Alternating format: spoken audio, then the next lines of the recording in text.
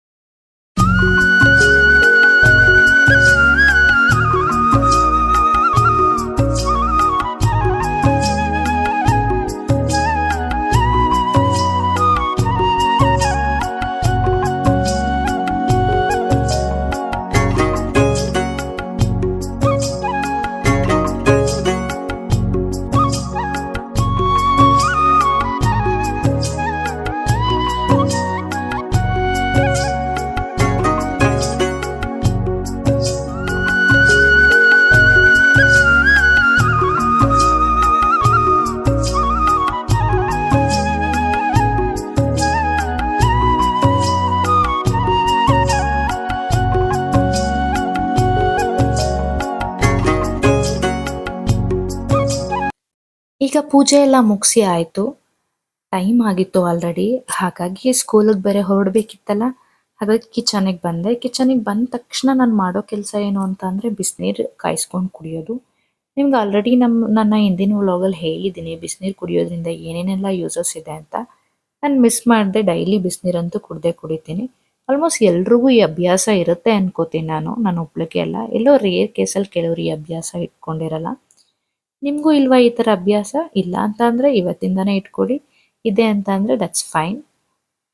ಈಗ ನಾನು ಬಿಸಿನೀರೆಲ್ಲ ಕಾಯಿಸ್ಕೊಂಡು ಕುಡ್ದಾದ್ಮೇಲೆ ಇವತ್ತಿನ ತಿಂಡಿಗೆ ನಾನು ಸ್ಪೆಷಲ್ ಆಗಿ ಏನಾದರೂ ಮಾಡಬೇಕು ಅಂತ ಹೇಳಿ ಥಿಂಕ್ ಮಾಡ್ತಾ ಇದ್ದೆ. ಆಗ ಅತ್ತೆ ಊರಿಂದ ಬರ್ತಾ ಒಂದು ಕುಂಬಳಕಾಯಿನ ತೊಗೊಂಬಂದಿದ್ರು. ಯೂಶಲಿ ಎಲ್ಲರೂ ಮನೆಯಲ್ಲೂ ಕುಂಬಳಕಾಯಿಂದ ಪಲ್ಯ ಮಾಡ್ತಾರೆ ಅಥವಾ ಏನಾದರೂ ಸ್ವೀಟ್ನ ಮಾಡ್ತಾರೆ. ಬಟ್ ನಾನಿಲ್ಲಿ ಕುಂಬಳಕಾಯಿಂದ ಬಿರಿಯಾನಿನ ಮಾಡ್ತಾ ಇದ್ದೀನಿ. ಇದು ಹೊಸದು ಅನ್ನಿಸ್ಬೋದು ನಿಮ್ಗಳಿಗೆಲ್ಲ. ಬಟ್ ಇದು ಒಂದು ನನಗೂ ಫಸ್ಟ್ ಕೇಳಿದಾಗ ನೋಡಿದಾಗ ಹೊಸದು ಅನ್ನಿಸ್ತಿತ್ತು. ಹೇಗಿರುತ್ತೋ ಏನೋ ಅಂತ ಹೇಳಿ ತುಂಬಾ ಒಂಥರ ಅನ್ನಿಸ್ತಿತ್ತು. ಬಟ್ ಇದನ್ನು ನಾನು ಫಸ್ಟು ಮಾಡಿರೋದನ್ನ ನೋಡಿದ್ದು ನನ್ನ ಅತ್ತೆ ಮನೆಯಲ್ಲಿ. ನಮ್ಮ ಅತ್ತೆ ಮಾಡೋರು ಇದನ್ನು. ನನ್ನ ಹಸ್ಬೆಂಡ್ಗಂತೂ ಇದು ತುಂಬ ಅಂದರೆ ತುಂಬಾ ಫೇವ್ರೆಟ್ ಡಿಶ್ಶು, ಪಂಪ್ಕಿನ್ ಬಿರಿಯಾನಿ. ಹಾಗಾಗಿ ಇದನ್ನು ನಾನು ಕೂಡ ಕಲ್ತ್ಕೊಂಡೆ. ಇದನ್ನು ನಮ್ಮ ಅತ್ತೆಯಿಂದನೇ ನಾನು ಕಲ್ತ್ಕೊಂಡಿದ್ದೀನಿ ಅಂತಲೇ ಹೇಳ್ಬೋದು. ಯೂಶ್ವಲಿ ಯಾರೂ ಮಾಡಲ್ಲ. ಈವನ್ ನನ್ನ ಅಮ್ಮ ಮನೆಯಲ್ಲೂ ಕೂಡ ಇದು ಪಂಪ್ಕಿನ್ ಬಿರಿಯಾನಿ ಏನು ಮಾಡಲ್ಲ. ಯಾಕೆಂತಂದರೆ ಕೆಲವರಿಗೆ ಅದು ಟೇಸ್ಟ್ ಗೊತ್ತಿರಲ್ಲ. ಹಾಗಾಗಿ ಹಂಗೆ ಅಂದ್ಕೋತಾರೆ. ಈವನ್ ಹೊಸ್ತ್ರಲ್ಲಿ ನಾನು ಕೂಡ ಹಾಗೆ ಅಂದ್ಕೊಂಡಿದ್ದೆ. ಬಟ್ ಇದನ್ನು ಒಂದ್ಸಲ ತಿಂದಾದ್ಮೇಲೆ ನಾನು ಕೂಡ ಅಷ್ಟೇ ಇಷ್ಟಪಡ್ತೀನಿ. ಅದಕ್ಕೋಸ್ಕರ ನಾನಿಲ್ಲಿ ಒಂದು ಬೆಳ್ಳುಳ್ಳಿ, ಒಂದು ಗೆಡ್ಡೆಯಷ್ಟು ಬೆಳ್ಳುಳ್ಳಿನ ಸುಲ್ಕೊಂಡು, ಮತ್ತು 1 ಇಂಚಷ್ಟು ಶುಂಠಿ, ಮತ್ತು ಒಂದು 6ರಿಂದ 7 ಹಣ್ಣು ಮೆಣಸಿನ್ಕಾಯಿನ ಹಾಕ್ಕೊಂಡಿದ್ದೀನಿ. ಹಸಿಮೆಣಸಿನ್ಕಾಯಿ ಸ್ವಲ್ಪ ಹಣ್ಣಾಗಿದೆ ಅಷ್ಟೇ. ಮತ್ತು ಒಂದು ಈರುಳ್ಳಿ ದಪ್ಪ ದಪ್ಪ ಕಟ್ ಮಾಡಿ ಹಾಕ್ಕೊಂಡಿದ್ದೀನಿ. ಒಂದು ಅರ್ಧ ಸ್ಪೂನಷ್ಟು ಸೋಂಪನ್ನ ಹಾಕ್ಕೊಂಡು, ಒಂದು 4 ಲವಂಗ, 1 ಇಂಚಷ್ಟು ಚಕ್ಕೆ, ಮತ್ತು ಒಂದು ಏಲಕ್ಕಿ, ಆಮೇಲೆ ಸ್ವಲ್ಪ ಕೊತ್ತಂಬರಿ ಸೊಪ್ಪನ್ನ ನೀಟಾಗಿ ತೊಳೆದು ನಾನು ಮಿಕ್ಸಿ ಜಾರ್ ಒಳಗಡೆನೆ ಹಾಕ್ಕೋತಾ ಇದ್ದೀನಿ. ಮತ್ತು ಸ್ವಲ್ಪ ಪುದೀನ, ಕೊತ್ತಂಬರಿ ಸೊಪ್ಪಿಗಿಂತ ಪುದೀನ ಸ್ವಲ್ಪ ಕಡಿಮೆ ಇರಬೇಕು. ಈ ರೀತಿಯಾಗಿ ತಗೊಂಡು ನೀರೇನು ಹಾಕೋ ಅವಶ್ಯಕತೆ ಇಲ್ಲ, ಹಾಗೇನೆ ಸ್ವಲ್ಪ ರುಬ್ಕೊಳ್ಳಿ. ಅದಾದಮೇಲೆ ನೀರು ಬೇಕು ಅನಿಸಿದ್ರೆ ಇನ್ನು ಸ್ವಲ್ಪ ನೀರನ್ನು ಹಾಕಿ ರುಬ್ಕೊಳ್ಳಿ. ನುಣ್ಣಗೆ ರುಬ್ಕೋಬೇಕು. ಅದಾದಮೇಲೆ ನಾನಿಲ್ಲಿ ಒಗ್ಗರಣೆಗೆ ಅಂತ ಹೇಳಿ ಈರುಳ್ಳಿನ ಹೆಚ್ಕೋತಾ ಇದ್ದೀನಿ. ನಿಮಗೆ ಯಾವ ರೀತಿ ಅನುಕೂಲನೋ ಅದೇ ರೀತಿನೇ ಕಟ್ ಮಾಡ್ಕೊಳ್ಳಿ. ನಿಮಗೆ ಸಣ್ಣ ಸಣ್ಣದಾಗಿ ಬೇಕು ಅಂದರೆ ಸಣ್ಣ ಸಣ್ಣದಾಗಿ, ದಪ್ಪದಾಗಿ ಬೇಕು ಅಂದರೆ ದಪ್ಪದಾಗೆ ಆ ರೀತಿಯಾಗಿ ಕಟ್ ಮಾಡ್ಕೊಳ್ಳಿ. ನಾನಿಲ್ಲಿ ಉದ್ದುದಾಗಿ ಹೆಚ್ಕೋತಾ ಇದ್ದೀನಿ. ಅದಾದಮೇಲೆ ನಾನಿಲ್ಲಿ ಟೊಮೆಟೊನ ತೊಗೋತಾ ಇದ್ದೀನಿ. ನಾವೇನೇನು ಇಲ್ಲಿ ಜಾಸ್ತಿ ಟೊಮೆಟೊ ಏನು ಬೆಳೆಸಲ್ಲ. ಒಂದು 2ರಿಂದ 3 ಟೊಮೆಟೊ ಆದರೆ ಸಾಕಾಗುತ್ತೆ. ನಿಜ ನೀವು ಒಂದು ಸಲ ಇದು ಒಂದು ರೆಸಿಪಿನ ಮಾಡಿ ನಿಮ್ಮ ಫ್ಯಾಮಿಲಿ ಮೆಂಬರ್ಸ್ಗೆ ಮತ್ತು ನೀವು ಎಲ್ಲ ಟೇಸ್ಟ್ ಮಾಡಿ ನೋಡಿ. ನೀವು ಕೂಡ ಇದಕ್ಕೆ ಫ್ಯಾನ್ ಆಗ್ತೀರ, ಅಷ್ಟು ಚೆನ್ನಾಗಿರುತ್ತೆ. ಒಂದ್ಸಲ ಟ್ರೈ ಮಾಡಿ ನೀವು ಕೂಡ. ಇಲ್ಲಿ ನಾನು ಟೊಮೆಟೊನೂ ಸಹ ಕಟ್ ಮಾಡ್ಕೋತಾ ಇದ್ದೀನಿ. ಇದಕ್ಕೇನು ಜಾಸ್ತಿ ಇಂಗ್ರೀಡಿಯೆಂಟ್ಸ್ ಬೇಕಾಗಿಲ್ಲ. ಆಲ್ಮೋಸ್ಟ್ ನಾವು ಎಲ್ಲದನ್ನೂ ಮಿಕ್ಸಿ ಜಾರ್ ಒಳಗಡೆ ಹಾಕಿ ಪೇಸ್ಟ್ ಮಾಡ್ಕೊತಿರೋದ್ರಿಂದ ನಾವು ಜಸ್ಟ್ ಒಂದು ಈರುಳ್ಳಿ ಮತ್ತು ಟೊಮ್ಯಾಟೊ ಇಷ್ಟನ್ನ ಹಾಕಿದ್ರೆ ಸಾಕಾಗುತ್ತೆ. ಖಾರಕ್ಕೆ ಬೇಕಾಗಿರುವಂತಹ ಮೆಣಸಿನ್ಕಾಯಿ ಎಲ್ಲದನ್ನು ನಾವು ಮಿಕ್ಸಿ ಜಾರ್ ಒಳಗಡೆ ಹಾಕಿ ರುಬ್ಕೊಂಡಿರೋದ್ರಿಂದ ಬೇರೆ ಇನ್ಯಾವುದನ್ನು ಹಾಕೋ ನೆಸೆಸಿಟಿ ಇರಲ್ಲ ಇಲ್ಲಿ. ಹಾಗಾಗಿ ಇಷ್ಟನ್ನು ಮಾತ್ರ. ನಿಮಗೇನಾದರೂ ಬೇರೆ ತರಕಾರಿ ಹಾಕ್ಕೋಬೇಕು ಅನ್ಸಿದ್ರೆ ಈ ಒಂದು ಪಂಪ್ಕಿನ್ ಜೊತೆ ಬೇರೆ ಎಲ್ಲ ಥರ ತರಕಾರಿನೂ ನೀವು ಬಳಸ್ಕೋಬೋದು. ಪಲಾವ್ಗೆ ಯಾವ್ಯಾವೆಲ್ಲ ತರಕಾರಿನ ಹಾಕೋತಿರೋ ಅದೆಲ್ಲ ತರಕಾರಿನೂ ಹಾಕೋಬೋದು ನೀವು.